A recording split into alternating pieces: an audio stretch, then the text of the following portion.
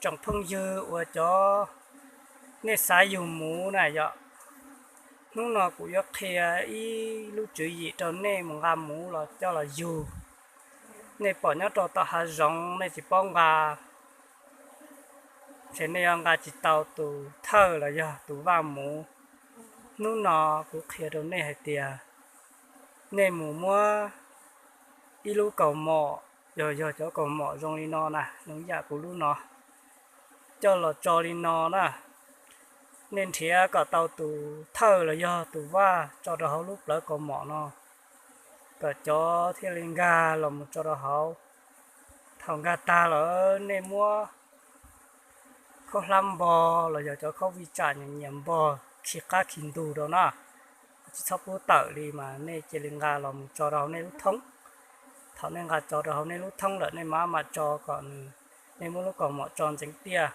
còn nên thiên ga là một trò sọ nên lúc thông nếu đi nón nên thiên gà tàu nó cho không dụ ở nhẹ dùng mũ ta chỉ chờ mua lúc chữ gì gà mũ nè lúc nào cũng khiến nên đi nón đó thằng nên gà tàu lò là nên có chủ sai rồi rong nên số mũ y nu gió nu nên có tàu y dầu ở dầu cho bé dầu nhớ dầu nu tỏ cao ở nên gà mũ á nên có chủ sai giờ thì thầu từ tờ nên mới tụ vấn đề đó các trò nên lúc thông chỉ cho nhà thiệt chỉ tàu về tê chỉ tụ vai nhà chỉ tàu mù chỉ người ở nhà đó các là nhau nên lúc thông thằng đó nên tàu isu mù chia na thì đó nên nó nên cho và chỉ nhẹ dùng mù nó là chè nên sai của cái là dễ hay là nên cho nhẹ dùng mù nó chè nhà dùng ấy họ cái cỡ bao đầu nè nhà thằng nên sai bỏ là nên ba lại đồ cũ thia ba nhẹ lu liên rồi đó lu chư ra thằng từ cũ trò họ chia này thì có bỏ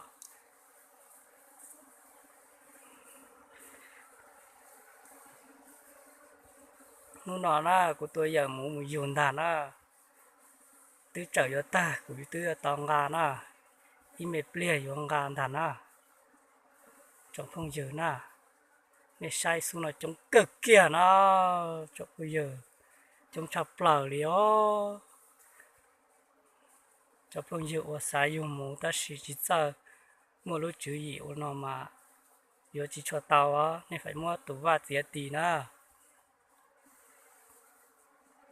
nên mà mạ chia cho tụi vào tua thế nên số số tệ đê ó nên số nên sẽ tệ đê nó trên tàu tệ thì tụi vào vô tua nên số chia là số tiền chia tỉnh nó giống chia ít xa sư ấy số chia ở xa chia ít xa ấy thật xin lá nó trên cái tiêu tàu nào nó lo là trên chỉ xa kia thế nào trong phong dừa nè nên ở rong cho tụi vào một tuổi ấy nên họ chỉ tàu một theo thằng đấy nên họ vô nhiều xe theo khi này thì nó trong phương dư của mọi thứ chùa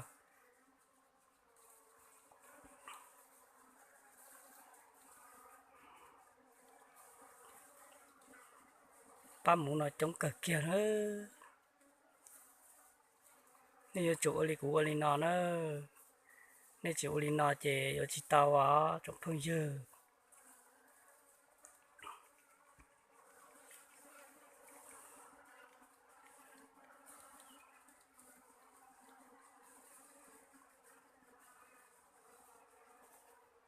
giờ nó trở tù rồi nó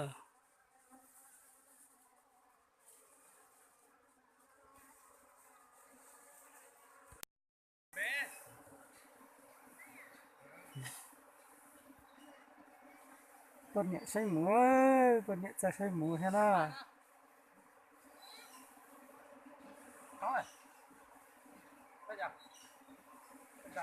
cái gì bên bắt về hôm qua thôi hả? Ở đâu vậy? Anh bắt mấy lần này. Ở có chứ có việc gì dàn mới nợ mình nợ. cái dàn này Quen à? có việc gì Ông không bảo vợ đây. vợ quen rồi lắm Dàn bà đã thấy con ong nó sợ chạy mất gieo mà. thế là không được không giúp được mình Cười nó vừa vào. ừ. Nó vào đấy chứ này. không hôm qua bắt về nhưng mà Lại bay đi. lại bay đi lái lại ông chúa ở trong đó lại vào đấy. Thì các con này quay lại vào. Mình phải xem 2 ngày 3 ngày đấy trước khi bác về. Vừa đi bắn mật ong về à? Vâng, Ong khoai à? ông mà thôi. Lấy rồi. Bán hết rồi. Có không? Bây giờ mình mở có. Có mật ong á. Ừ. Hết rồi. Bảo mình mở bây giờ có không? Mật của nó này. Anh còn mấy tổ không chưa mở thì lấy. À, Có không? chưa, Để cứ biết cứ nếu cứ mà để có thì anh cũng lấy của anh. cứ để tháng 3 không phải tháng 4 tháng 5 4 đó. tháng 5 nhỉ? Mùa này nó sao mà có, mùa này toàn là có phấn hoa với con nhiều thôi.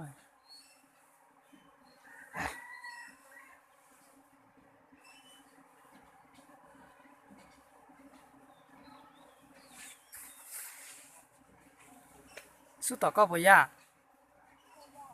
hả? Chỉ tao á, một tí thì tụi bên kia phải bay một lần. Của nào? À, thì ông bắt vào. Ừ. Mình bắt 2 tổ mẹ bay đi mẹ nó chán.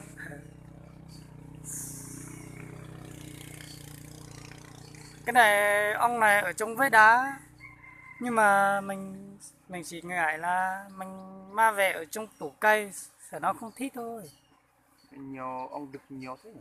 Không được nhiều chứ, ong đực nhiều nó mới Con mật phát triển, con mới mật phát triển con nhiều thôi, còn mật thì bình thường.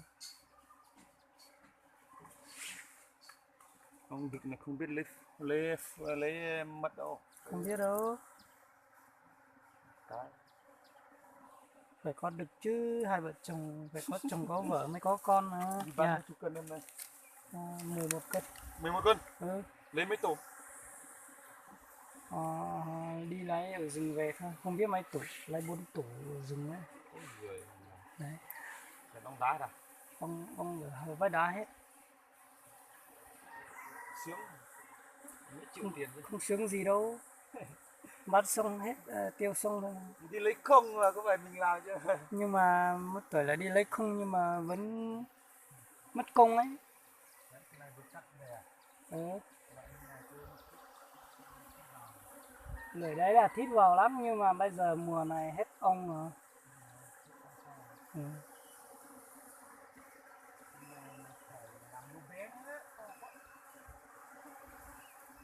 Như thế là vừa rồi đấy.